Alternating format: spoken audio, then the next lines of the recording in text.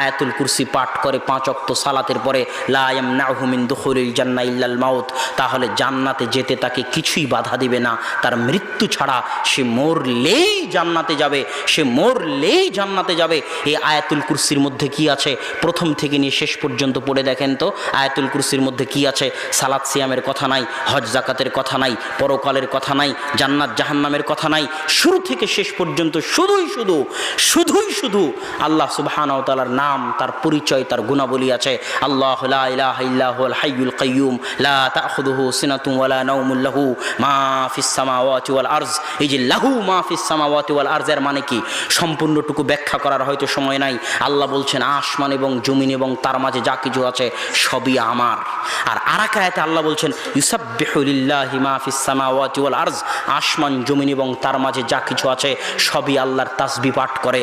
আল্লাহ যদি বলতেন ইউসাব্বিহু মান ফিস সামাওয়াতি ওয়াল আরজ, আসমান এবং জমিনে যদি মান আরবি শব্দটি আল্লাহ ব্যবহার করতেন তাহলে বুঝতাম আসমান জমিনে যাদের বুদ্ধি আছে, যাদের প্রাণ আছে, যাদের বিবেক আছে একমাত্র তারাই আল্লাহর তাসবিহ পাঠ করে। কিন্তু আল্লাহ বললেন ইউসাব্বিহু লাহু মা, আসমান এবং জমিনে মা মানে যত জীব জন্তু জড় পদার্থ বস্তু, এই মাইক, এই জুব্বা, এই খাতা, এই টেবিল, এই আসমানের নিচে জমিনের উপরে যত ধূলিকণা বালিকণা, স্বয়ং আসমান, স্বয়ং জমিন, স্বয়ং পাহাড়, স্বয়ং গাছ, এর মাঝে যা কিছু আছে প্রত্যেক ধূলিকণা বালিকণা আল্লাহর তাসবিহ পাঠ করে।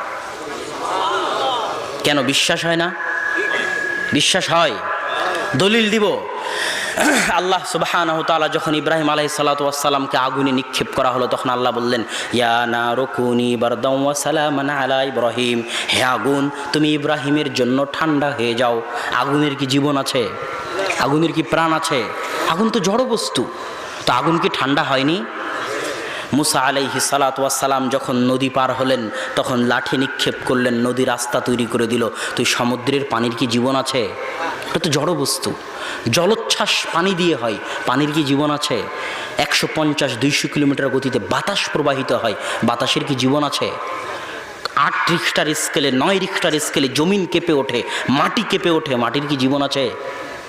এই মেঘ আওয়াজ করে, এই মেঘ বৃষ্টি আকারে ছড়িয়ে বেড়ায়, এগুলোর কি জীবন আছে?